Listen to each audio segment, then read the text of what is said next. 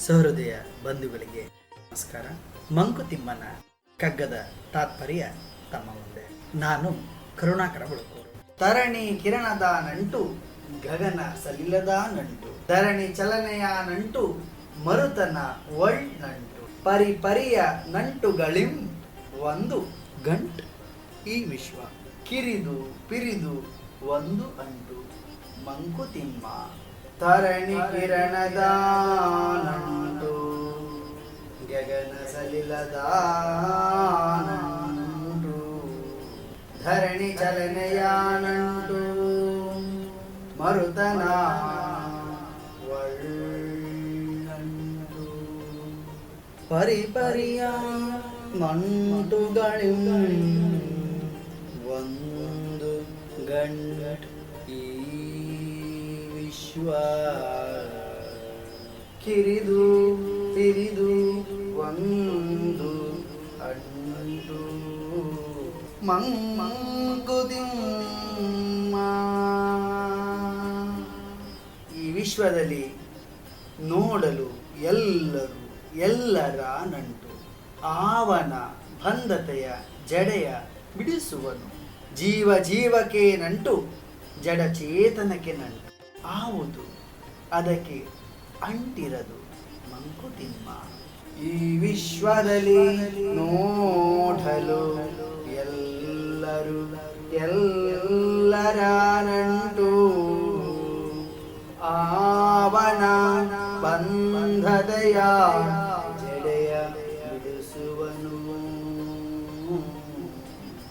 ಜೀವ ಜೀವಕ್ಕೆ ನಂಟು, ಜಡ ಚೇತನಕ್ಕೆ ನಂಟು, ಆವುದು ಅದಕ್ಕೆ ಅಂಟಿರದು ಮಂಕುತಿಮ್ಮ.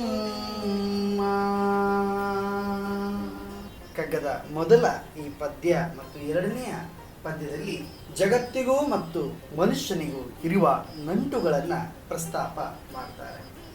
ಈ ಜಗತ್ತಿನಲ್ಲಿ ವಿಧ ವಿಧವಾದಂತಹ ನಂಟುಗಳಿವೆ.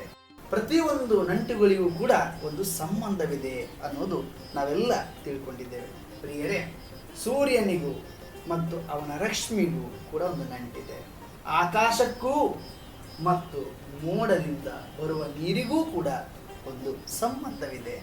ಭೂಮಿ ಅಂದರೆ ಇಳೆ, ಇಳೆ ಅಂದರೆ ಧರಣಿ, ಅದರ ಪಥದಲ್ಲಿ ಚಲಿಸುವಂಥ ಎಲ್ಲ ಗಾಳಿ, ನೀರು, ಬೆಳಕು, ಪ್ರತಿಯೊಂದು ಸಜೀವ ಮತ್ತು ನಿರ್ಜೀವ, ಜಡತ್ವ ಮತ್ತು ಚೇತನದಿಂದಿರುವಂಥ ಎಲ್ಲ ವಸ್ತುಗಳಿಗೂ ಕೂಡ ಒಂದು ಸಂಬಂಧ ಇದೆ. ಈ ಗಂಟೆ, ಈ ಜಗತ್ತು, ಈ ಕೆಲವು ಚಿಕ್ಕ ಚಿಕ್ಕ ನಂಟುಗಳಿದ್ದಾವೆ ನೋಡಿ, ಸಂಬಂಧ ಇದ್ದಾವೆ ನೋಡಿ, ಅವೆಲ್ಲ ದೊಡ್ಡ ಸಂಬಂಧಗಳಾಗಿ ಇಟ್ಟುಗಳಾಗಿ ನಮ್ಮ ನಡುವೆ ಕಾಣಿಸ್ತದೆ ಅಂತ ಮೊದಲನೇ ಕಗ್ಗದಲ್ಲಿ ಹೇಳಿದರೆ, ಎರಡನೇ ಕಗ್ಗದಲ್ಲಿ ಈ ಪ್ರಪಂಚದಲ್ಲಿ ಒಂದಕ್ಕೂ ಇನ್ನೊಂದಕ್ಕೂ ಯಾವಾಗಲೂ ಸಂಬಂಧ ಇದ್ದದ್ದೇ. ಅದು ಇಂದು ನಿನ್ನೆಯದಲ್ಲ. ಯಾವಾಗ ಈ ಜಗತ್ತು ಆರಂಭ ಆಯಿತೋ ಅಲ್ಲಿನಿಂದಲೂ ಕೂಡ ಇಂದಿನವರೆಗೂ ಕೂಡ ಮುಂದಿನವರೆಗೂ ಕೂಡ ಈ ಸಂಬಂಧಗಳು ಇರುತ್ತೆ. ಬಂಧುತ್ವಗಳು ಇಲ್ಲಿ ಹೇರಳವಾಗಿದೆ. ಬಿಡಿಸುವವನು ಯಾರು? ಈ ಸಂಬಂಧಗಳನ್ನು ಬಿಡಿಸುವವನು ಯಾರು? ಆವನ ಬಂಧತೆಯ ಜಡೆ ಬಿಡಿಸುವವನು ಅಂತ ಕೇಳ್ತಾರೆ. ಬಹಳ ಕಷ್ಟವೇ ಇದು. ಪ್ರತಿಯೊಂದಕ್ಕೂ ಕೂಡ ಸಂಬಂಧದ ಪ್ರೀತಿಯ ಅಗಾಧತೆ ಅನ್ನುವಂಥದ್ದು ಇಲ್ಲಿ ಇದ್ದೇ ಇದೆ. ಆವುದಕ್ಕೆ ಅಂಟಿಲ್ಲವೆಂದು ಹೇಳಲಾರೆವು.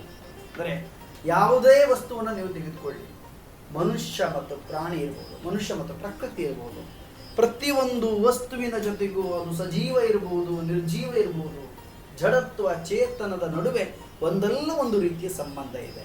ವಾಸ್ತವದ ಪ್ರಪಂಚದ ಒಳಗೆ ನಮ್ಮ ಸಂಬಂಧಗಳನ್ನು ನಾವು ಕಳಚಿಕೊಳ್ಳುವಂಥ ಸ್ಥಿತಿಯಲ್ಲಿದ್ದೇವೆ. ಇದು ಆಧುನಿಕತೆಯ ಪ್ರಭಾವ, ಪಾಶ್ಚಾತ್ಯದ ಪ್ರಭಾವ ಅಂತ ಬೇರೆ ಬೇರೆ ರೀತಿಯಲ್ಲಿ ಅದನ್ನು ವ್ಯಾಖ್ಯಾನವನ್ನು ಮಾಡೋದನ್ನು ನೋಡಿದ್ದೇವೆ. ಆದರೆ ಯಾರು ಏನೇ ಹೇಳಲಿ, ನಮ್ಮ ಹಿರಿಯರು ಹಾಗೆ ಕೊಟ್ಟಿರುವಂಥ ಒಂದು ಪರಂಪರೆ ಏನಿದೆ ನೋಡಿ, ಅದನ್ನು ನಮ್ಮ ಜೀವನದಲ್ಲಿ ಅಳವಡಿಸಿಕೊಳ್ಳುವ ಮೂಲಕ ನಮ್ಮ ಸಂಬಂಧಗಳನ್ನು ಮತ್ತಷ್ಟು ಮೊಗದಷ್ಟು ಗಟ್ಟಿ ಮಾಡಿಕೊಳ್ಳುವ ಮೂಲಕ ಬದುಕನ್ನು ಸಾಕಾರಪಡಿಸುವ ಈ ಸಂಬಂಧವು ಪ್ರಿಯವಾಗಿರಲಿ, ಶಾಂತವಾಗಿರಲಿ, ಜಗತ್ತು ಮುಂದುವರಿಕೆಯ ಭಾಗವಾಗಿರಲಿ ಅಂತ ಹೇಳ್ತಾ, ಎರಡು ನಮ್ಮ ಜೀವನದ ಬದುಕಿಗೆ ಪೂರಕವಾಗಿರಲಿ ಅಂತ ಹೇಳ್ತೇನೆ.